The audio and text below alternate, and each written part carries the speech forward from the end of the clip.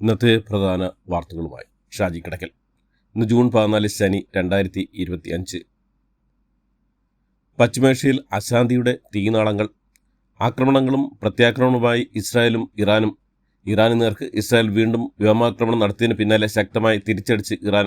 Tell അവീവിൽ വിവിധയിടങ്ങളിൽ ഇറാന്റെ മിസൈലുകൾ പതിച്ചതാണ് വിവരം. ആക്രമണം പ്രതീക്ഷിച്ചിരുന്ന ഇസ്രായേൽ ജനങ്ങളോട് സുരക്ഷിത കേന്ദ്രങ്ങളിലേക്ക് മാറാൻ ആവശ്യപ്പെട്ടിരുന്നു. ഇറാന്റെ ആക്രമണത്തിൽ നിരവധി പേർക്ക് പരിക്കേറ്റുണ്ടെന്നാണ് വിവരം. അതേസമയം ഇന്നലെ പുലർച്ചെ ഇറാനിലെ സൈനിക ആണവ കേന്ദ്രങ്ങൾക്ക് നേരെ നടത്തിയ ആക്രമണത്തിന് പിന്നാലെ ഇന്നലെ വൈകുന്നേരത്തോടെയാണ് ഇസ്രായേൽ വീണ്ടും ആക്രമണം നടത്തിയത്. തെക്കൻ ടെഹ്റാനിലെ ആണവ കേന്ദ്രം ലക്ഷ്യമിട്ടായിരുന്നു മിസൈൽ ആക്രമണം. ഇതിനിടെ ഹൂതി വിമതർ ഇസ്രായേലിലേക്ക് ഡ്രോൺ ആക്രമണം നടത്തിയെന്നും റിപ്പോർട്ടുകളുണ്ട്. ഇറാന്റെ ആക്രമണം സാധാരണക്കാരുടെ നേരെയെന്ന് ഇസ്രായേൽ പ്രതിരോധ മന്ത്രി പറഞ്ഞു. ഇസ്രായേലിനെ മുട്ടുകുത്തിക്കുമെന്ന് ഇറാന്റെ പരമോന്നത നേതാവ് ആയത്തുള്ള ഖുമൈനിയും സാധാരണക്കാരുടെ നേരെ ആക്രമണം നടത്തിയ ഇറാൻ പരിധികൾ ലംഘിച്ചെന്ന് ഇസ്രായേൽ പ്രതിരോധ മന്ത്രിയും പറഞ്ഞു. ഇസ്രായേൽ ഇന്നലെ പുലർച്ചെ ഇറാനിൽ നടത്തിയ ആക്രമണത്തിൽ 78 പേർ മരിച്ചതായി ഇറാൻ ഐക്യരാഷ്ട്രസഭയെ അറിയിച്ചു. 320 പേർക്ക് പരിക്കേറ്റതായും ഇറാൻ അംബാസഡർ ഔദ്യോഗികമായി ഐക്യരാഷ്ട്രസഭയെ അറിയിച്ചു. തലസ്ഥാന നഗരമായ ടെഹ്റാനിലും പരിസര പ്രദേശങ്ങളും ആണവ റിയാക്ടറുകളും ഉൾപ്പെടെ ഇസ്രായേൽ നടത്തിയ ആക്രമണങ്ങളാണ് ഇത്രയും പേർ മരിച്ചത്. അതേസമയം ഇസ്രായേൽ നടത്തിയ ആക്രമണത്തിന്റെ പശ്ചാത്തലത്തിൽ അമേരിക്കയുമായുള്ള ആണവ ചർച്ചയിൽ നിന്ന് ഇറാൻ പിന്മാറി. ഇക്കാര്യം ഇറാൻ ഔദ്യോഗികമായി അറിയിക്കുകയും ചെയ്തു. ഇസ്രായേൽ ഇറാൻ ആക്രമിച്ചതിന് പിന്നാലെ അമേരിക്കൻ പ്രസിഡന്റ് ഡൊണാൾഡ് ട്രംപിന്റെ പുതിയ ഭീഷണി. ഇറാൻ ആണവ നിർവ്യാപന കരാറിൽ ഒപ്പിട്ടില്ലെങ്കിൽ ഇതിലും രൂക്ഷമായ ആക്രമണം നേരിടേണ്ടി വരുമെന്നാണ് ട്രംപിന്റെ ഭീഷണി. ആണവ പദ്ധതിയിൽ നിന്ന് ഇറാൻ പിൻവാങ്ങിയില്ലെങ്കിൽ ഇസ്രായേലിൽ നിന്ന് ലഭിച്ചതിലും കൂടുതൽ പ്രഹരം ഏറ്റുവാങ്ങേണ്ടി വരുമെന്നും ട്രംപ് വിശദീകരിച്ചത്. ഇറാൻ ഇസ്രായേൽ സംഘർഷം രൂക്ഷമാകുന്നതിൽ ആശങ്ക രേഖപ്പെടുത്തി ഇന്ത്യ. ഇസ്രായേൽ പ്രധാനമന്ത്രി ബെഞ്ചമിൻ നെതന്യാഹുമായി പ്രധാനമന്ത്രി നരേന്ദ്രമോദി ഫോണിൽ സംസാരിച്ചു.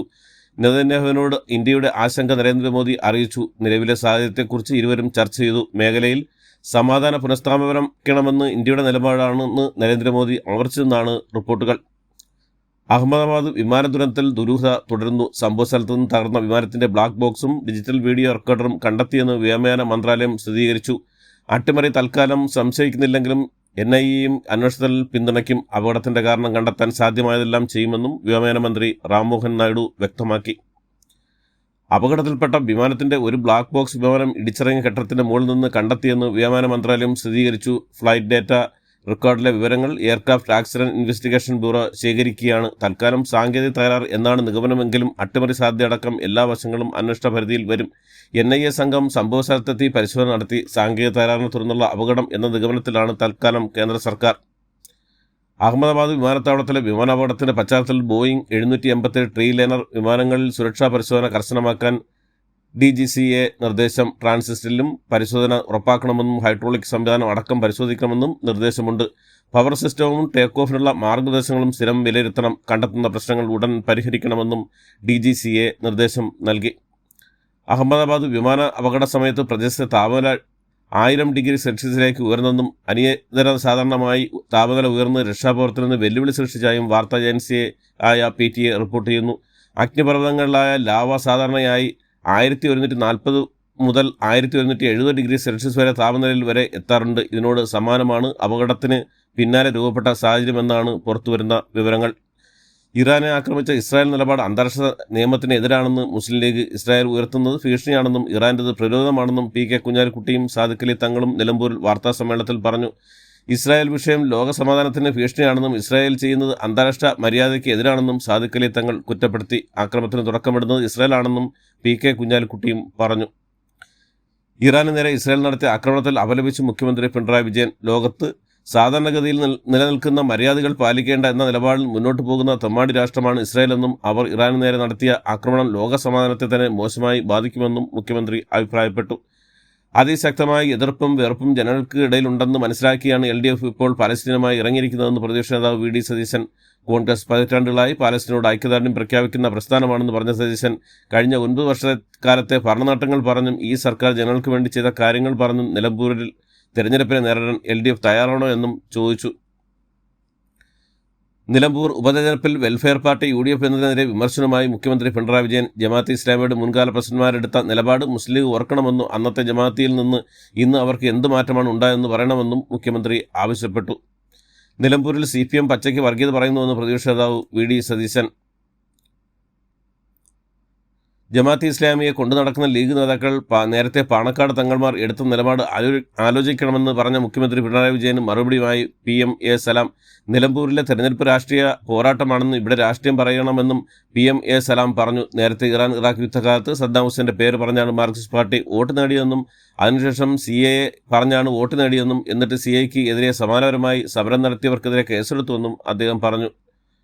അറബിക്കടലിൽ തീപിടിച്ച് തകർന്ന വാൻഹായ് 503 കപ്പൽ കൊച്ചി തീരത്തോട് അടുക്കുന്നു. ഇതോടെ തീരദേശത്തു നിന്നും കപ്പൽ മാറ്റുന്നതിനായി നാവികസേന അംഗങ്ങളുടെ ശ്രമം. തീപിടിച്ച കപ്പൽ കഴിഞ്ഞ ദിവസം വരെ തീരദേശത്തു നിന്ന് ദൂരെ മാറി സഞ്ചരിച്ചിരുന്നെങ്കിലും കടൽ പ്രക്ഷുബ്ധമാവുകയും ശക്തമായ കാറ്റ് വീശുകയും ചെയ്തതോടെ തീരത്തേക്ക് അടുക്കുകയായിരുന്നു.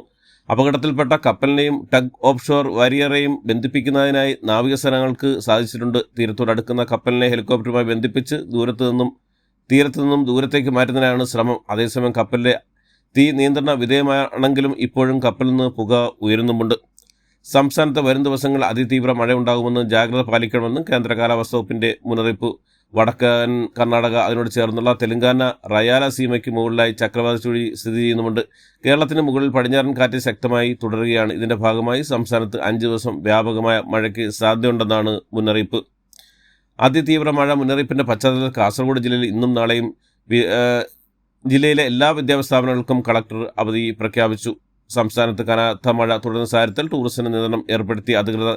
നിലവിൽ ഇടുക്കിയിലും കാസർഗോഡുമാണ് നിയന്ത്രണം. റെഡ് അലർട്ട് പ്രഖ്യാപിച്ച സാഹചര്യത്തിൽ കാസർഗോഡ് ജില്ലയിലെ റാണിപുരം ഉൾപ്പെടെയുള്ള ടൂറിസം കേന്ദ്രങ്ങൾ ജൂൺ 14, 15 തീയതികൾ തുറന്നു പ്രവർത്തിക്കുകയില്ല എന്ന് ജില്ലാ കളക്ടറും അറിയിച്ചു. വയനാട് ഉരുൾപൊട്ടൽ ദുരിതബാധിതരുടെ വായ്പ എഴുതള്ളിൽ കേന്ദ്ര സത്യവാങ്മൂലത്തിനെതിരെ കടുത്ത വിമർശനവുമായി ഹൈക്കോടതി രംഗത്തെത്തിയത് ആശ്വാസകരമെന്ന് മന്ത്രി K. രാജൻ. ചുരൽമല പ്രശ്നത്തിൽ നിന്ന് രക്ഷപ്പെടാനുള്ള കേന്ദ്ര സർക്കാരിൻ്റെ നാടകവുമായി കണ്ടുകൊണ്ടാകാം സത്യവാങ്മൂലത്തെ ഹൈക്കോടതി രൂക്ഷമായ ഭാഷയിൽ വിമർശിച്ചത്. ഒറ്റ യോഗം കൂടിയാൽ ദേശീയ ദുരന്ത നിവാരണ അതോറിറ്റിക്ക് തീരുമാനമെടുക്കാമായിരുന്നുവെന്നും മന്ത്രി രാജൻ പറഞ്ഞു. മലപ്പുറം കാളിക്കാവ് അടയ്ക്കാകുണ്ടിൽ യുവാവിനെ കടിച്ചുകൊന്ന നരഭോജി കരുവാക്കുണ്ടിൽ തന്നെ ഉണ്ടെന്ന് സ്ഥിരീകരണം. കടുവയുടെ ദൃശ്യങ്ങൾ വീണ്ടും ക്യാമറയിൽ പതിഞ്ഞു. കരുവാരക്കുണ്ട് സുൽത്താന എസ്റ്റേറ്റ് ഭാഗത്ത് സ്ഥാപിച്ചുള്ള ക്യാമറയിലാണ് കടുവയുടെ ചിത്രം പതിഞ്ഞത്. കടുവയെ പിടികൂടുന്നതിനായി വനംവകുപ്പ് പ്രദേശത്തെ ഒരു കൂടി സ്ഥാപിച്ചു. മാലിന്യം വലിച്ചെറിയുന്നത് സംബന്ധിച്ച തെളിവുകളോടെ റിപ്പോർട്ട് ചെയ്യുന്നവർക്കുള്ള പാരിതോഷികം ചുമത്തുന്ന പിഴത്തുകയുടെ 4-1 തദ്ദേശ സ്വയംഭരണ വകുപ്പ് മന്ത്രി MP രാജേഷ് അറിയിച്ചു. പരമാവധി 2500 രൂപ എന്ന നിലവിലുള്ള പരിധി എടുത്തുകളയാനാണ് സർക്കാർ തീരുമാനിച്ചിരിക്കുന്നത്. കൊടുവള്ളിയിൽ യുവാവിനെ തട്ടിക്കൊണ്ടുപോയ കേസിൽ 3 പേർ കൂടി അറസ്റ്റിൽ. തട്ടിക്കൊണ്ടുപോയ സംഘത്തിന് സ്വിഫ്റ്റ് കാർ നൽകിയ കീഴഴ്ച സ്വദേശി മുഹമ്മദ് ഷെരീഫും കാറിന്റെ ഉടമകളായ മൊറയൂർ സ്വദേശി അബ്ദുൽ ഹക്കീം മുനീർ എന്നിവരുമാണ് അറസ്റ്റിലായത്. ഇടുക്കി ജില്ലയിൽ പീരുമേടിന് സമീപം വനത്തിനുള്ളിൽ കാട്ടാനാക്രമണത്തിൽ ഒരാൾ കൊല്ലപ്പെട്ടു. ആദിവാസി സ്ത്രീയാണ് മരിച്ചത്.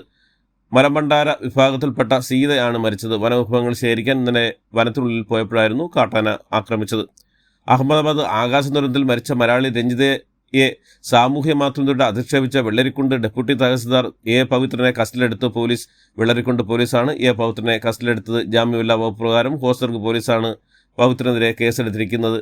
BNS 153A പ്രകാരം ജാമ്യമില്ലാ വകുപ്പാണ് ചുമത്തിയിരിക്കുന്നത്. അഹമ്മദാബാദ് വിമാന ദുരന്തത്തിൽ കൊല്ലപ്പെട്ട മലയാളി രഞ്ജിത നഴ്സിനെ അധിക്ഷേപിച്ച ജൂനിയർ സൂപ്രണ്ട് പവിത്രൻ സസ്പെൻഷനിലാകുന്നത് 1 വർഷത്തിൻ്റെ 2ാം തവണ. ജാതി അധിക്ഷേപം സംബന്ധിച്ചതിനു മുമ്പും പവിത്രനെതിരെ പരാതി ഉയർന്നിരുന്നു. കഴിഞ്ഞ വർഷം സെപ്റ്റംബറിൽ MLA മുൻ മന്ത്രിയുമായ ചന്ദ്രസേനെതിരെയായിരുന്നു ജാതി അധിക്ഷേപം. ഇയാളെ സർവീസിൽ നിന്ന് പിരിച്ചുവിടാനാണ് ജില്ലാ കളക്ടറുടെ ശുപാർശ. വിമാന അപകടത്തിൽ മരിച്ച മലയാളി നഴ്സിനെ സമൂഹമാധ്യമങ്ങളിലൂടെ അപമാനിച്ച ഡെപ്യൂട്ടി തഹസിൽദാർക്കെതിരെ കൂടുതൽ അന്വേഷണം ഉണ്ടാകുമെന്ന് മന്ത്രി K. രാജൻ പറഞ്ഞു. ചാലക്കുടി വ്യാജ ലഹരി കേസിൽ മരുമകളുടെ സഹോദരി ലിവിയെ അറസ്റ്റ് ചെയ്തതിൽ സന്തോഷമെന്ന് ഷീല സണ്ണി. ലിവിയയും നാരായണദാസും മാത്രമല്ല കേസിലെ പ്രതിയെന്നും തൻ്റെ മരുമകൾക്കും കേസിൽ പങ്കുണ്ടായി സംശയിക്കുന്നുണ്ടെന്നും ഷീല സണ്ണി പറഞ്ഞു.